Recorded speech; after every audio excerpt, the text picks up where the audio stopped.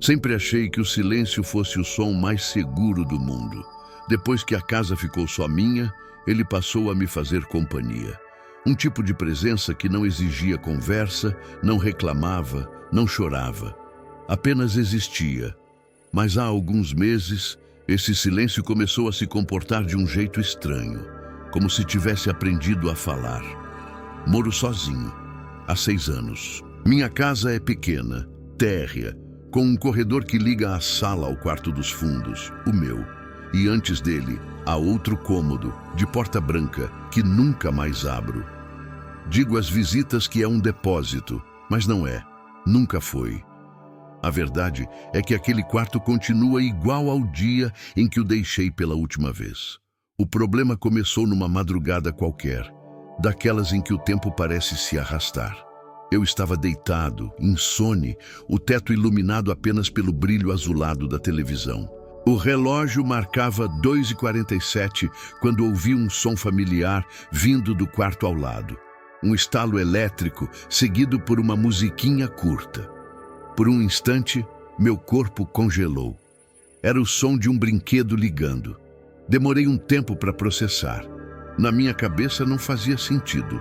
Eu não tinha mais brinquedos em casa, mas reconheci o som, aquela risadinha mecânica, o toque metálico desafinado. Era o pequeno robô azul que...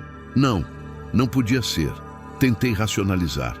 Talvez fosse a TV, um celular velho descarregando, alguma interferência, qualquer coisa menos o que parecia.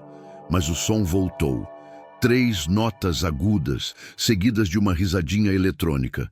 E então, uma voz, pequena, doce, impossível. Pai! O sangue sumiu das minhas veias. Fiquei de pé com o coração disparado, tentando entender o que tinha ouvido. Não era possível. Eu moro sozinho. Avancei até o corredor. A luz do abajur da sala jogava uma sombra alongada até a porta branca. O som tinha parado, mas quando encostei a mão na maçaneta, senti um arrepio percorrer meu braço. Uma sensação de frio antigo, daqueles que vêm de dentro, não de fora. Não entrei. Voltei para o quarto e deixei a TV ligada até amanhecer. No dia seguinte, tentei ignorar. Coloquei fones, deixei o rádio tocar a manhã inteira, abri as janelas. Mas à noite, quando o relógio passou das 3, ouvi de novo.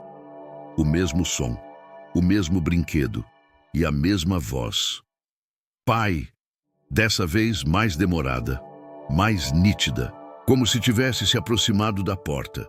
Me levantei, tremendo, peguei o bastão de ferro que guardo atrás da cômoda, uma mania antiga de segurança, e caminhei até o corredor.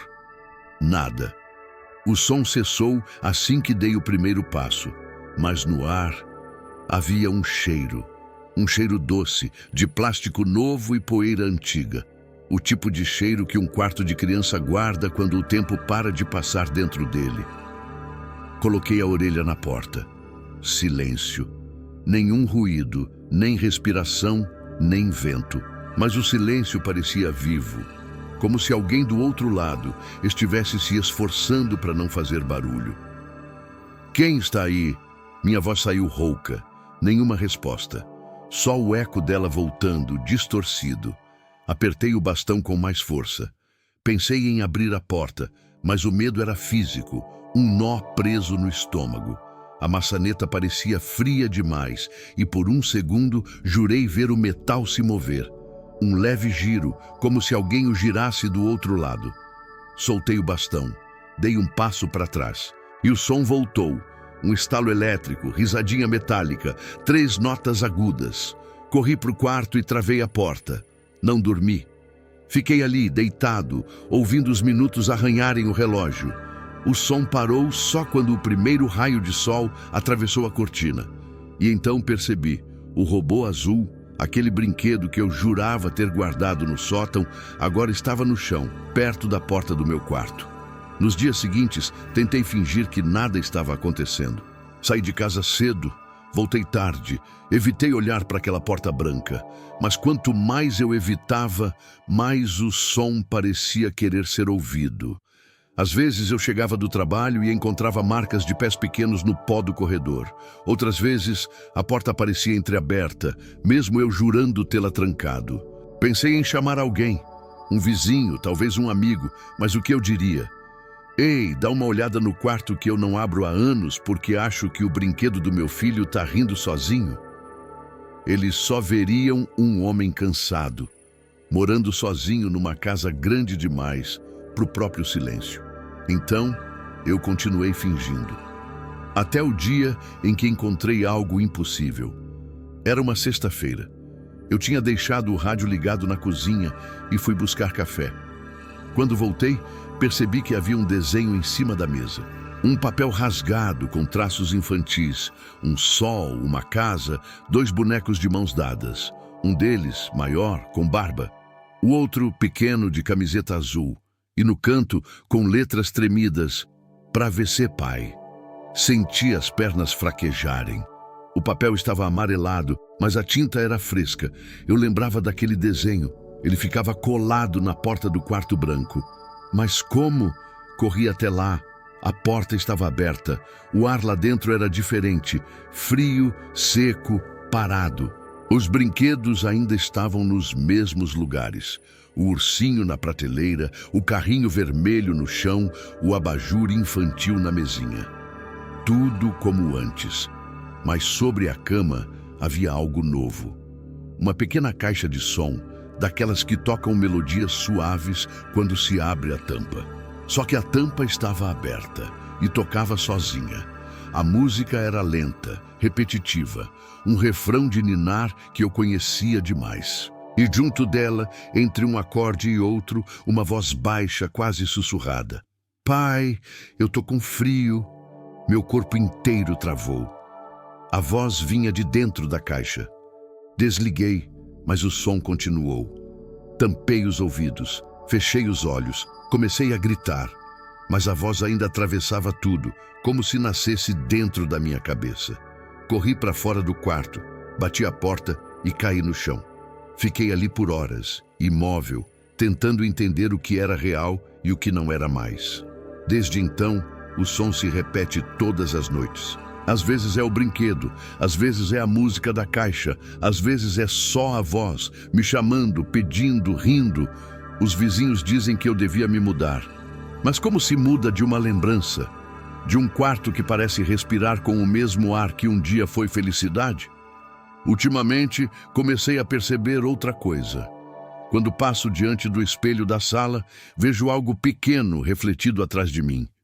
Um vulto baixo, com camiseta azul, parado na porta branca. E o mais estranho é que, nas últimas noites, ele não tem falado apenas "pai". Agora ele me chama pelo nome. O mesmo nome que só uma pessoa pequena, de voz doce e risada fácil, sabia pronunciar daquele jeito. Os dias se tornaram pesadelos silenciosos. Acordava com o coração disparado, tentando me convencer de que era apenas cansaço, mas o corredor, com a porta branca ao fim, parecia cada vez mais vivo.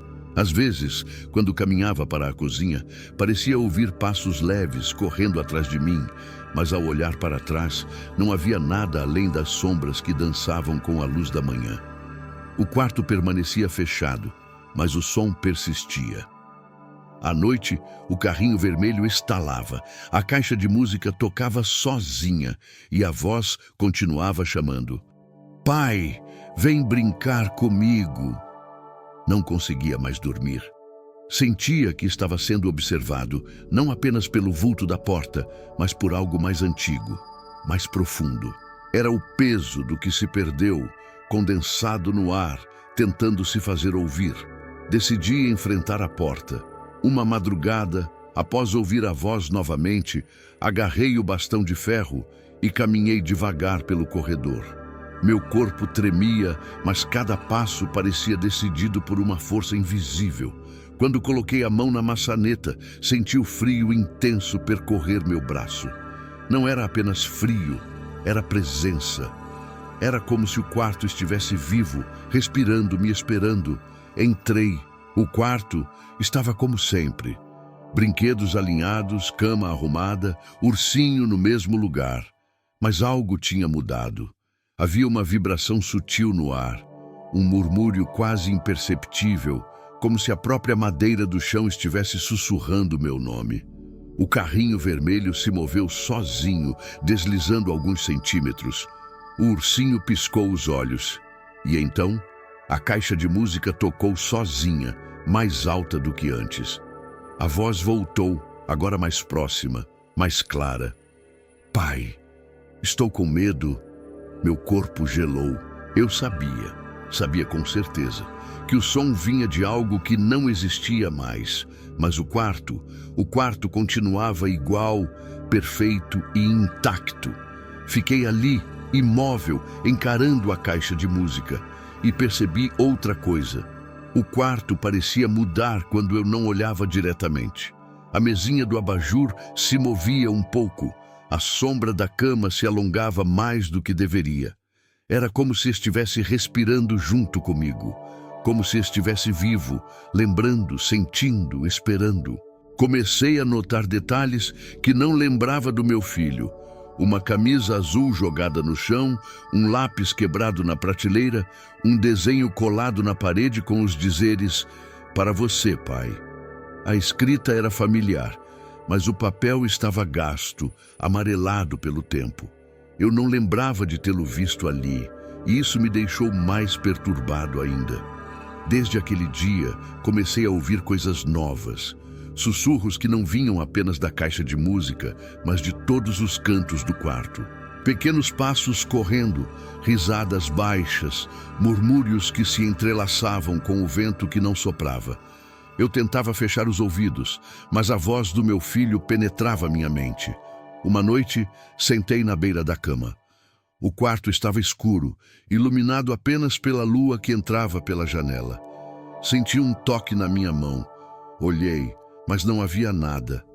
O frio do toque ainda estava lá. E a voz: "Pai, me ajuda", não era mais apenas brinquedo ou música. Era um pedido. E cada vez mais real, cada vez mais doloroso. As noites se tornaram insuportáveis. O quarto respirava, mexia, chamava. Não conseguia mais trabalhar, não conseguia sair da casa sem sentir o peso do que existia lá dentro.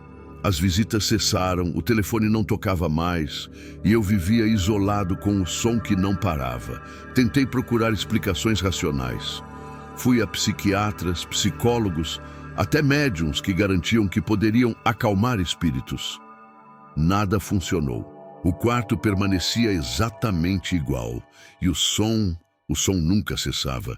Era a mesma voz doce, a mesma risadinha metálica de brinquedo, a mesma caixa de música tocando sozinha. Uma noite, algo mudou. A voz veio mais próxima, mais intensa, mais desesperada. "Pai, me abraça". Corri para a porta, empurrei-a com força. O quarto estava vazio, silencioso. Mas no chão, um detalhe que nunca percebi antes. Um par de sapatinhos pequenos, azuis, limpos, alinhados como se tivessem sido colocados ali minutos antes. Eu me ajoelhei, o coração acelerado, as mãos suando, a mente tentando racionalizar.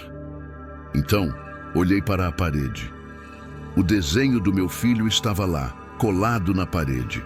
A casa, o sol, os bonecos de mãos dadas.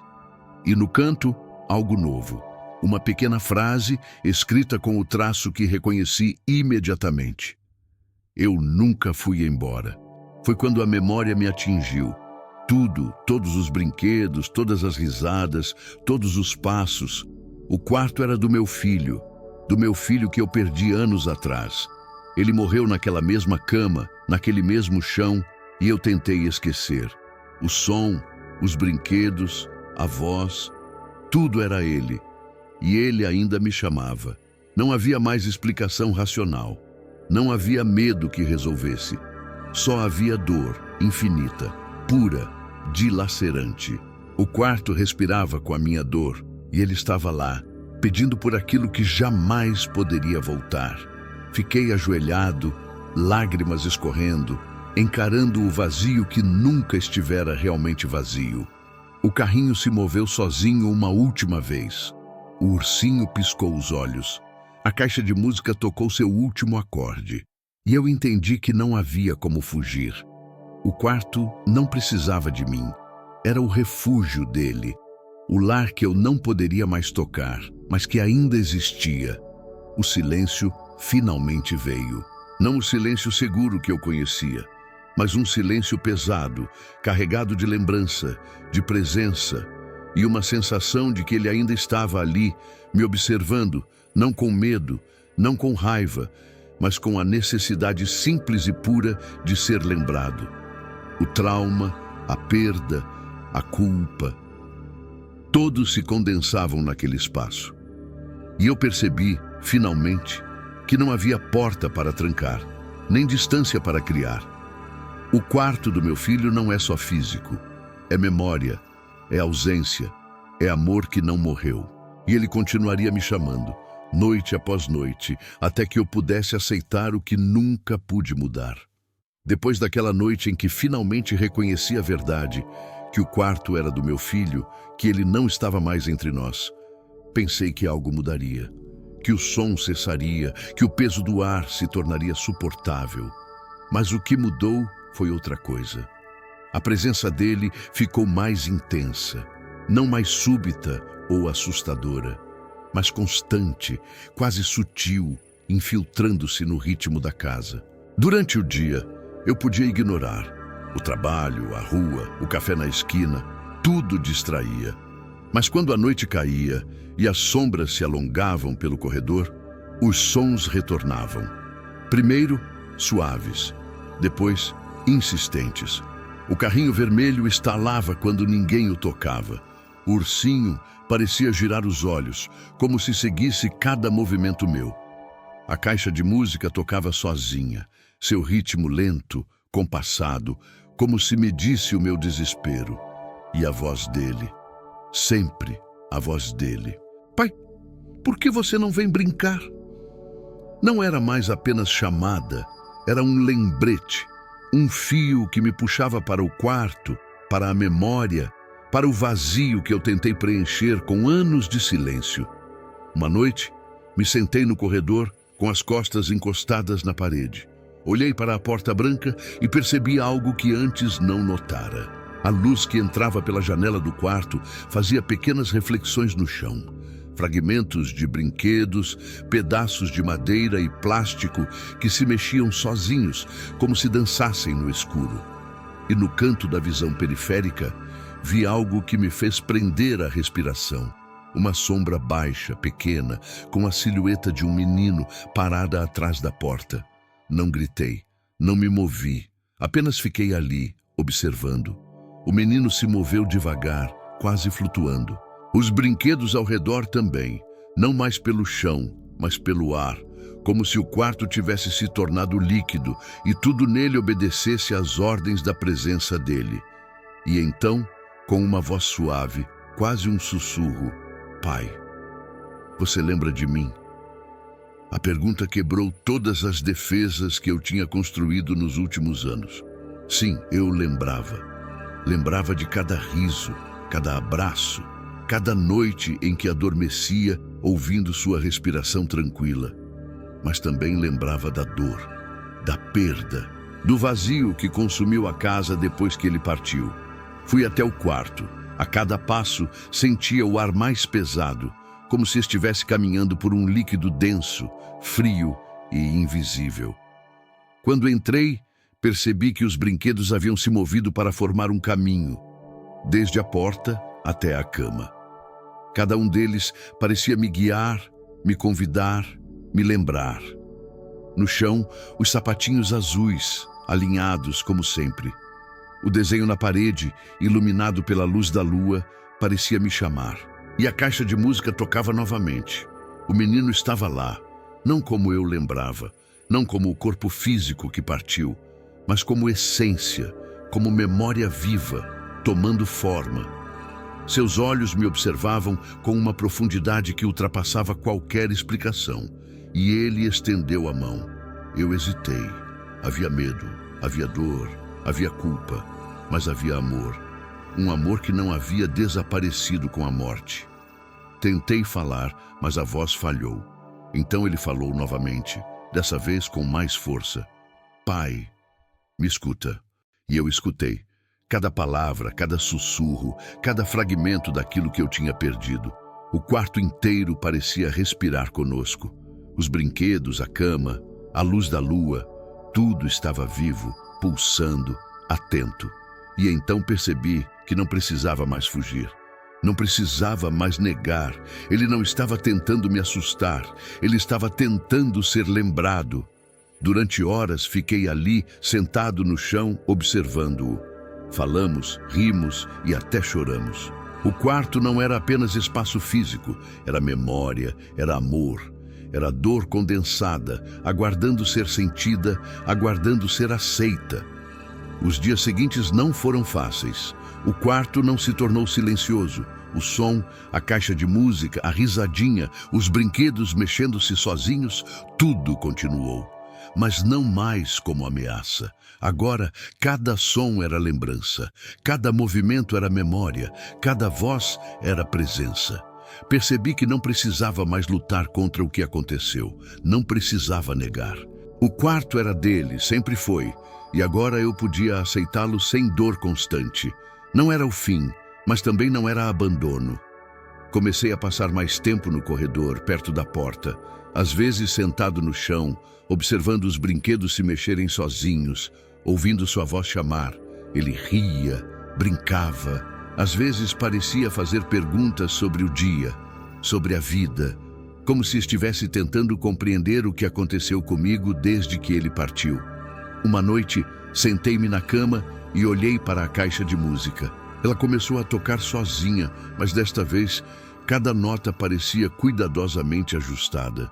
Uma melodia que eu lembrava, que ele lembrava, que nos conectava. O menino surgiu do nada, atravessando o quarto com passos leves e se sentou ao meu lado. Pai, a voz era suave, familiar, doce. Você está pronto para lembrar sem medo? Assenti e percebi pela primeira vez que o medo que me aprisionava havia se transformado em algo diferente. Conexão, aceitação, amor. Ficamos ali, noite após noite. O som dos brinquedos, da caixa de música, da voz, todos eram fragmentos do que foi perdido e do que continua vivo. Não eram fantasmas a assombrar. Eram lembranças que respiram, que pedem presença, que me lembram que o amor verdadeiro não desaparece com a morte.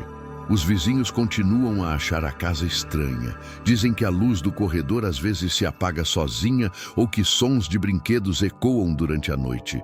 Eles não sabem, mas não há malícia ali. O quarto apenas mantém viva a memória dele. E eu aprendi que ouvir não é medo, mas cuidado, presença, reconhecimento. Hoje não fecho mais a porta do quarto. Permito que os sons venham. Permito que a voz dele me encontre no corredor. Permito que a memória exista, inteira, complexa, viva. E todas as noites, antes de dormir, sento na beira da cama e falo com ele. Eu lembro, meu filho. Estou aqui. Ele sorri. E eu sinto finalmente que nunca realmente partiu. O quarto não é apenas espaço, é ponte. E as vozes que permanecem não são assombro, são amor. E amor verdadeiro não morre.